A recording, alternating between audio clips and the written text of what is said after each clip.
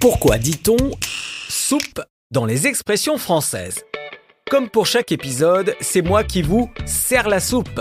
Une expression qui veut dire que je vais me montrer aimable et généreux avec vous, comme quelqu'un qui, au propre, sert un repas à ses convives pour leur faire plaisir.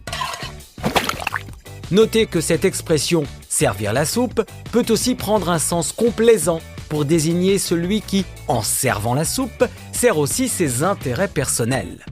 En espérant que vous êtes de bonne humeur, donc que ce n'est pas la soupe à la grimace, expression très récente pour qualifier une attitude désagréable, quelqu'un qui fait la tête. Quelqu'un de soupe au lait par exemple, mais pour connaître l'origine de cette expression, je vous suggère d'écouter l'épisode sur le mot lait.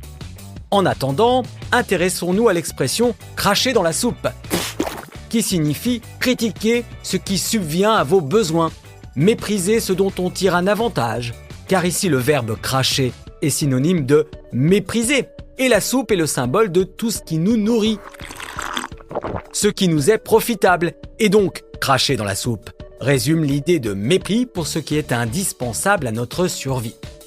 Et c'est dommage, car c'est dans les vieux pots qu'on fait les meilleures soupes. Autrement dit, les méthodes les plus anciennes sont souvent les plus efficaces, car elles ont fait leurs preuves. Expression qui remonte au temps où l'on préparait les soupes et les confitures dans les mêmes pots. On enchaînait les recettes sans laver ces pots, et des résidus se mélangeaient aux résidus précédents, et ainsi la soupe prenait de plus en plus de goût. De nos jours, cette expression fait aussi un parallèle peu flatteur entre femmes et pot. Les femmes d'âge mûr sont plus expérimentées, donc plus douées que les plus jeunes.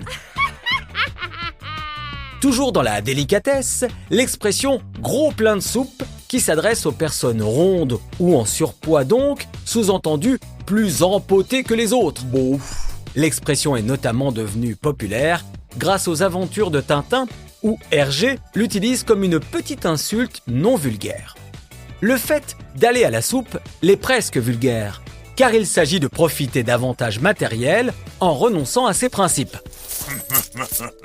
On l'utilise depuis le XXe siècle, notamment en politique, pour qualifier ces personnes qui mettent leurs convictions de côté pour accéder au pouvoir. Toujours aussi récente, l'expression familière « par ici la bonne soupe » qui compare la soupe à l'argent et veut donc dire « à moi l'argent » ou « à moi les bénéfices, les profits ». La bonne soupe évoque l'idée de réconfort, de chaleur comme l'argent pourra en procurer quand on l'encaissera. On accole aussi à ce « par ici la bonne soupe » l'image du profiteur qui saisit une opportunité pour s'enrichir sur le dos des autres. Enfin, terminons avec le très ancien « trempé comme une soupe » qui veut dire être complètement mouillé après avoir pris la pluie. Son origine remonte au Moyen-Âge où la soupe désignait une tranche de pain trempée dans un bouillon. C'est cette tranche de pain qui passe du sec à l'humide qui a inspiré cette expression.